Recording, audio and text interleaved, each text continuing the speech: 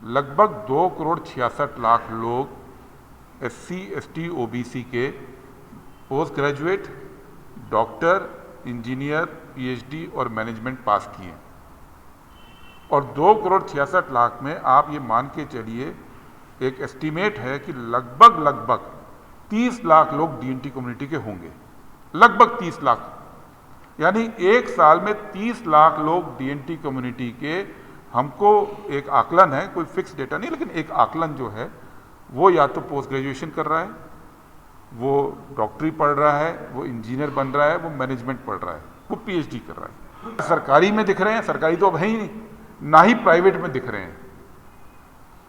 तो जो 70 साल के अंदर जो DNT के लिए सुविधाएं दी गई, कम दी ज़्यादा दी वो एक अलग बात है, जो दी गई उसके तहत हर साल 30 लाख आपका युवा तैयार हो रहा है, पढ़ा लिखा।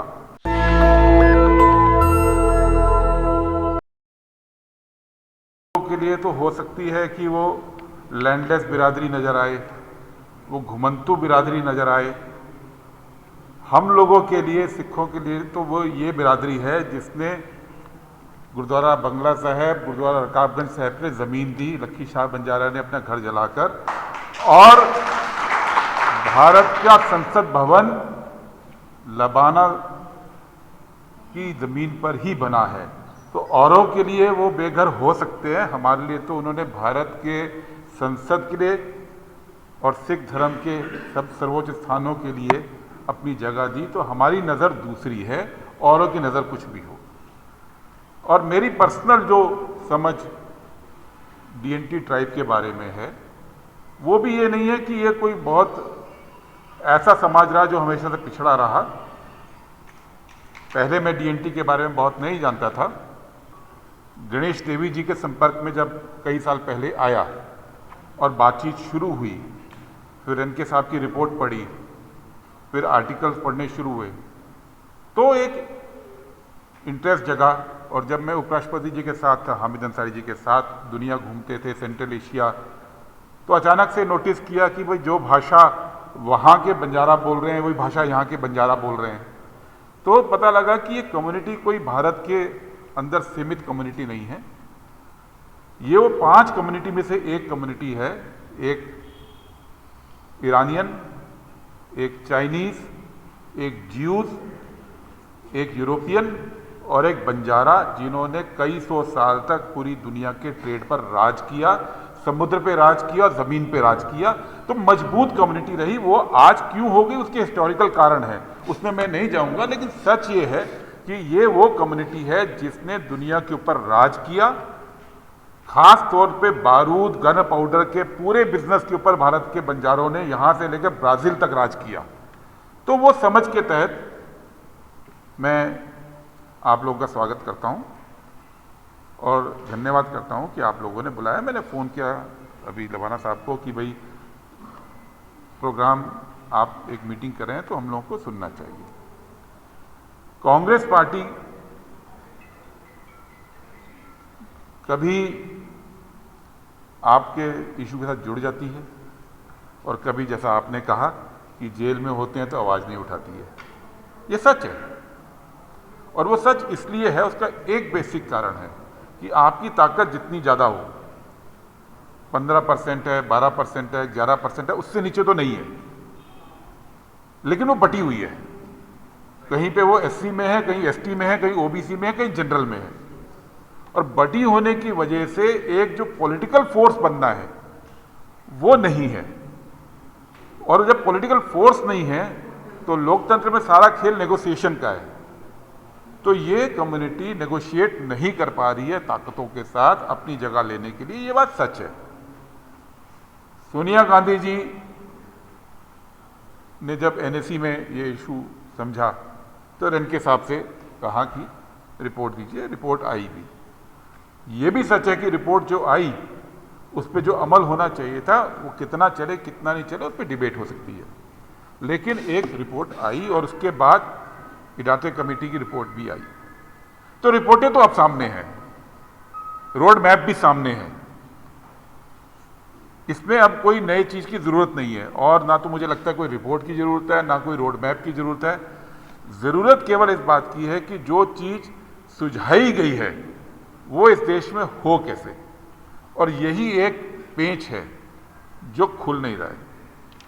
और वो पेंच तब तक नहीं खुलेगा जब तक फाइटिंग मोड में नहीं आएंगे। मांगने से कुछ नहीं हो रहा, ये बात बिल्कुल सच है, क्योंकि जो लोग सिस्टम के अंदर अच्छी जगहों पे होते हैं, चाहे वो ब्यूरोक्रेसी हो, चाहे वो पॉलिटिक्स हो, चाहे वो अर्थ जगत हो, उनके दिमाग में डीएनटी की एक छवि अलग बिठाई गई पिछले 100-150 साल के अंदर। और पहला रिस्पांस जो आता है वो कॉपरेशन नहीं करने का आता है, और यही एक चैलेंज है। इस चैलेंज को कैसे दूर करेंगे कि बाकी लोगों को आपके इतिहास, जो गौरवशाली इतिहास है, जो ब्रिटिश टाइम में बदनाम करने का पूरा प्रोसेस हुआ, उससे और आज की ताकत से अवगत कैसे कराएं। पहला तो एजेंडा ये होना होगा, क्योंकि मुझे लगता है बहुत सारे लोग जिनका दिल सही जगह पे भी होगा, उनको डीएनटी के बारे में असली जानकारी ही नहीं है, और जब जानकारी नहीं होती है तो सपोर्ट नहीं मिलता है। तो ये पहला मेरा एक रिक्वेस्ट है कि जो ये प्रोसेस आप लोग शुरू कर रहे हैं सब इकट्ठे होकर, और आप सबके पीछे मासेस हैं, लेकिन जो इंटेलेक्चुअल स्पेस में बातचीत करने की जरूरत है वो अगर शुरू नहीं करेंगे तो लड़ाई पूरी नहीं होगी।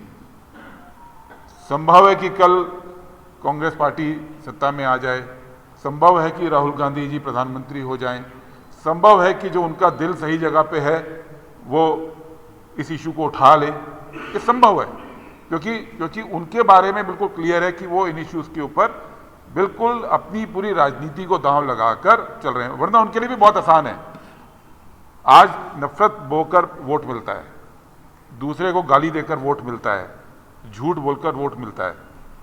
और ऐसा तो नहीं है कि राहुल गांधी ये सब नहीं कर सकते, झूठ तो वो भी बोल सकते हैं, नफरत वो भी फैला सकते हैं, भड़का वो भी सकते हैं, पर वो नहीं कर रहे, क्योंकि वो जिस चीज़ के लिए राजनीति करना चाहते हैं वो सामाजिक न्याय की राजनीति है, जिसके अंदर आपकी बात आती है। तो संभव है कि जब हम सत्ता में आ जाएं तो राहुल गांधी जी के साथ हम इस रास्ते को और आसान बना दें, लेकिन सिर्फ उस इंतजार में बैठे रहना वो ठीक नहीं है, और इंतजार में बैठेंगे तो सत्ता भी सही लोगों के हाथ में नहीं आएगी। तो मेरा जो एक कहना है वो ये है कि एक चीज कि डीएनटी को लेकर आज सोशल मीडिया का ज़माना है, आज लोग देखते हैं, पहला काम तो ये करना चाहिए कि अपने इतिहास के बारे में लोगों को बताना चाहिए, तब आपको उन लोगों का सपोर्ट और आसानी से मिलेगा जो सामाजिक न्याय में यकीन करते हैं। ये पहली बात। और दूसरी बात, एक्शन के रूप में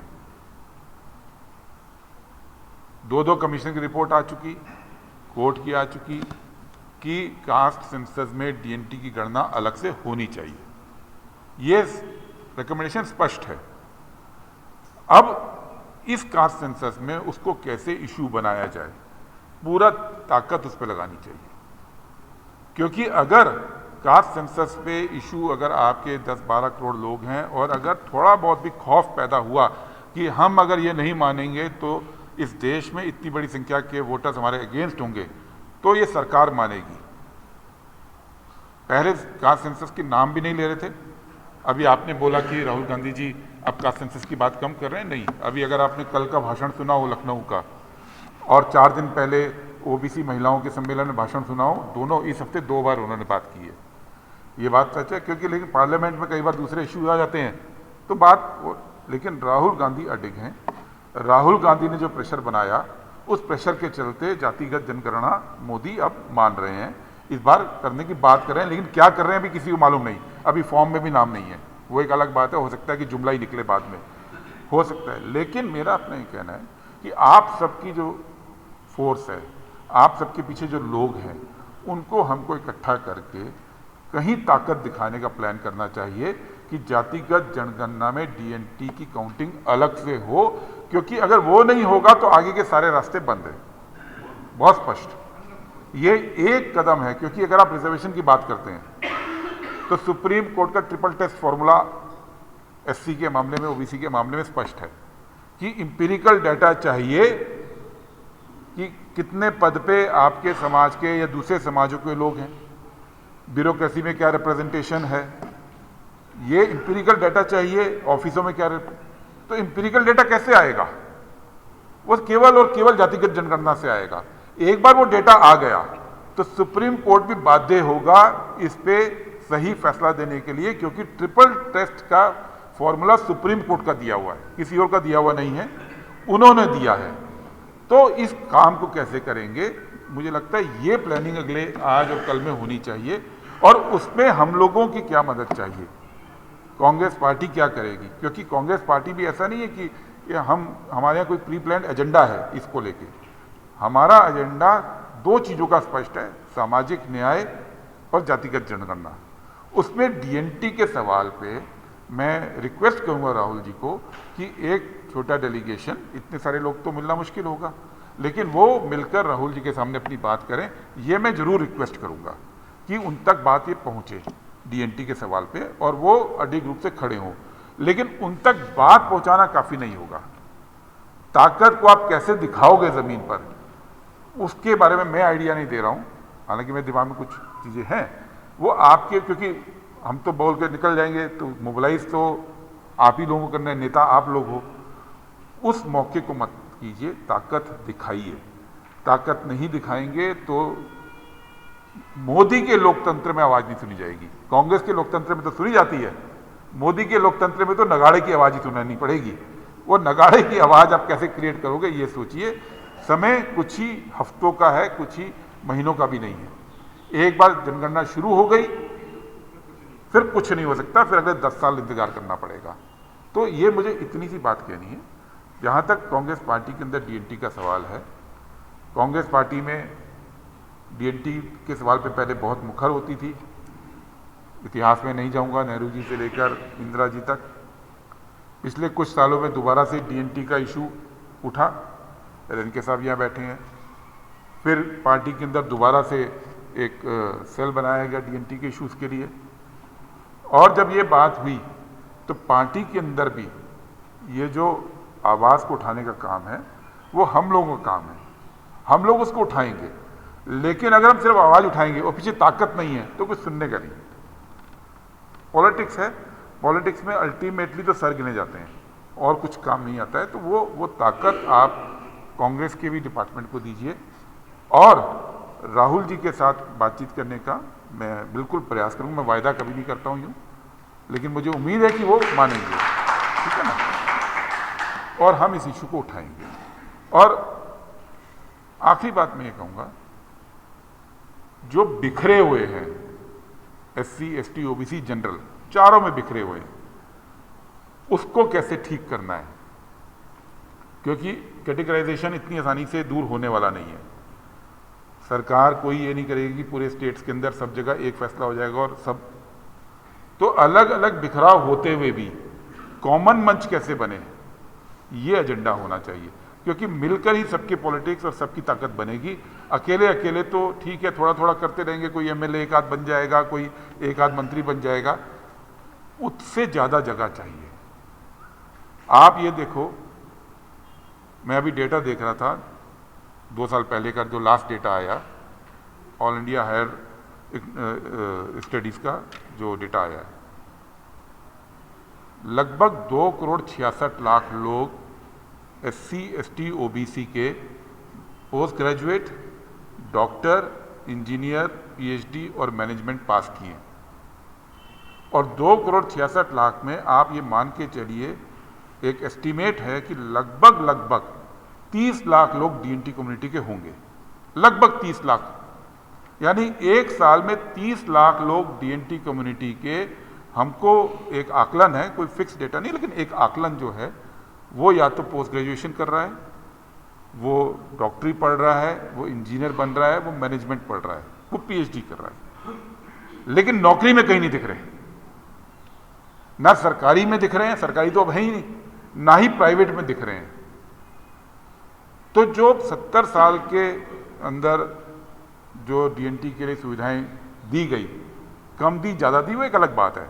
जो दी गई उसके तहत हर साल 30 लाख आपका युवा तैयार हो रहा है, पढ़ा लिखा। वो कहाँ जा रहा है? और यही बात राहुल जी कर रहे हैं ना कि वो कहीं दिख ही नहीं रहा है। और वो युवा जो पढ़ा लिखा है, जो प्रोफेशनली स्किल्ड है, वो रह कहाँ रहा है ये भी नहीं पता। पूरे देश के अंदर जो प्रोफेशनल लोग होते हैं, नए पढ़े लिखे लोग, वो मल्टी स्टोरी अपार्टमेंट में रह रहे हैं।